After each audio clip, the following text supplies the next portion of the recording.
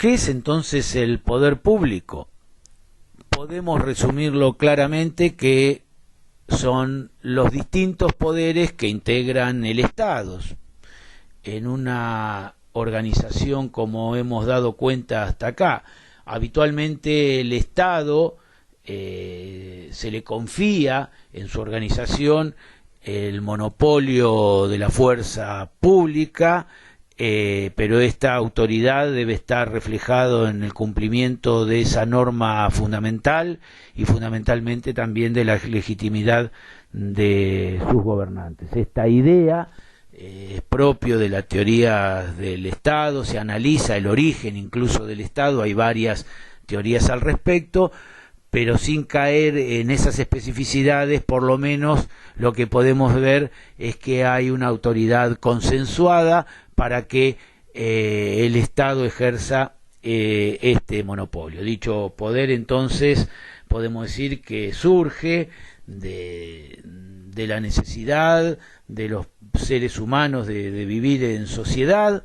y al hacerlo mínimamente se fueron estableciendo a lo largo de la historia reglas, y esas reglas también habitualmente tienen una aspiracional de paz, de orden, de justicia. Entonces ha habido en este estadio, al menos de la humanidad, esta organización que hemos venido dando cuenta hasta ahora. Entonces ese conjunto de atributos que venimos reseñando es lo que podemos llamar poder público. Decíamos recién entonces que el poder público emana del propio Estado, y en un sentido mucho más concreto y tangible podemos decir que los órganos y las instituciones que conforman es en esa síntesis que tenemos el conjunto del poder público estatal. Se rige estrictamente por un ordenamiento jurídico, este ordenamiento legal de base constitucional. Este ordenamiento entonces es un conjunto de normas mediante el cual la sociedad va acordando la manera de regir su vida en común. Es decir, que el poder público es legítimo solo si proviene de un ente estatal y el mismo actúa de conformidad con la ley.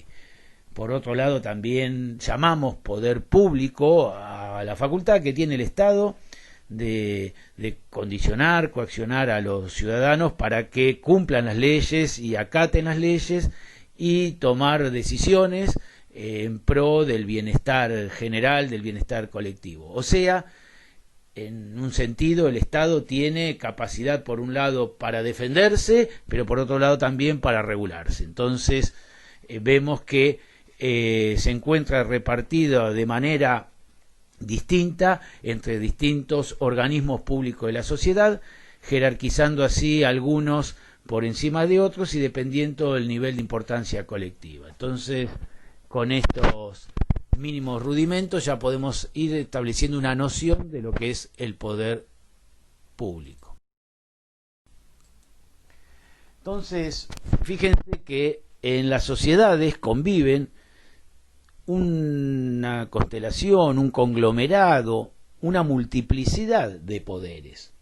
¿Por qué? Porque hay los grupos humanos, esa condición de seres gregarios, de vivir en sociedad, también hace a una característica de agruparse, también esta característica es reconocida por el ordenamiento normativo. Nuestra Constitución, por ejemplo, garantiza la libertad de opinión, pero con la libertad de opinión también la de reunión y la de asociarse con fines útiles. En el plexo de libertades esto está dado. Y una vez que empiezan a aparecer distintos niveles de organización, las mismas ejercen poder sobre las demás, en tanto y en cuanto van creciendo, en tanto y en cuanto van adquiriendo recursos, en tanto y en cuanto van teniendo un poder de influencia. Podemos nombrar organizaciones religiosas, pensamientos religiosos, lo que hace a la organización de los medios de comunicación, de la llamada medios de prensa, los grupos económicos, las organizaciones de trabajadores, las organizaciones no gubernamentales en distintas temáticas, van ejerciendo entonces la cuota de poder que pueden ir ganando en la vida real de la sociedad, y en medio entonces de toda esta gran concierto, esta gran constelación, estos pequeños mundos que se van armando a través de todo el entramado societario bajo este prisma constitucional. El poder público del Estado está para garantizar también ahí esta convivencia armónica, esta convivencia democrática.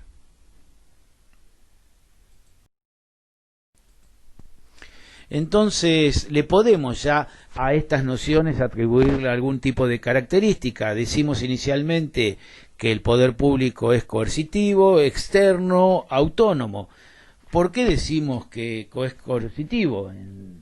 En consonancia con lo que planteábamos en la imagen anterior, entendemos que el poder público le puede imponer a un individuo determinadas consecuencias sin su consentimiento. Es decir, esto es un poco esa facultad que tiene el Estado de imponer, ya sea en orden a sus bienes, en orden a determinadas libertades, en orden a determinados actos que ya sea por acción u omisión está limitado el poder y existe la fuerza pública para llevar a cabo esas decisiones. Decimos que es externo porque proviene también de instancias diferentes a sí mismo, que son las propias instituciones. Por último, también le damos estas características de autonomía, dado que las instituciones gozan de esa posibilidad de autogobernarse, de darse sus propias disposiciones dentro de una jerarquía normativa y de poderes, y que habitualmente se van encargando de ordenarse, de vigilar y sostener el equilibrio, el contrapeso que antes hacíamos referencia. Entendemos que la autonomía de las ramas del Estado, de estas características que dábamos cuenta anteriormente, ningún poder público puede gobernar la totalidad del Estado, y dichas ramas claramente son el Ejecutivo, el Legislativo y el Poder Judicial.